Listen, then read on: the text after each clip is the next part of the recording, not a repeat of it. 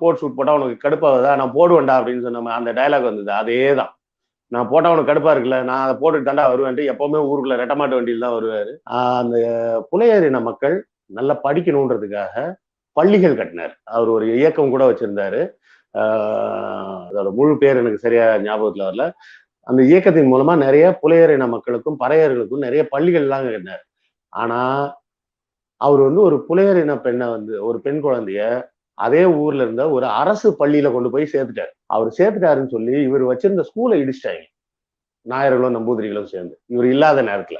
இருக்கிற நேரத்துல இடிச்சிருக்க முடியாது, இவர் இல்லாத நேரத்துல இடிச்சிட்டாங்க. அதுக்கு அப்புறமும் இவரோட தொடர்ந்த போராட்டங்களுக்கு அப்புறம் புலையர் இனத்துக்கு தனியா ஒரு சட்டம், நீங்களும் இனிமே மேலாடை அணியலாம் அப்படின்னு. அதுக்கப்புறம் வந்து கிட்டத்தட்ட அது 1910 மேல வந்துருக்கிறதுனால அந்த உலக யுத்தம்லாம் வரக்கூடிய நேரம் வந்துருச்சு. அதுக்கு மேல அவங்களால அந்த கேரளா அரசாங்கத்தால இந்த மாதிரி கீழ்த்தரமான காட்டு மிராண்டித்தனமான சட்டங்கள் எல்லாம் நடைமுறைப்படுத்த முடியல. அப்படி நடைமுறைப்படுத்த முடியலன்ற ஒரே காரணத்தினால எல்லாத்தையும் ஒரு வழியா ஒழிச்சு கட்டினாங்க. ஆக நம்ம புரிஞ்சுக்க வேண்டிய ஒரு செய்தி என்னன்னா, கேரளாலையும் சரி, கன்னியாகுமரியிலையும் சரி, இன்னைக்கு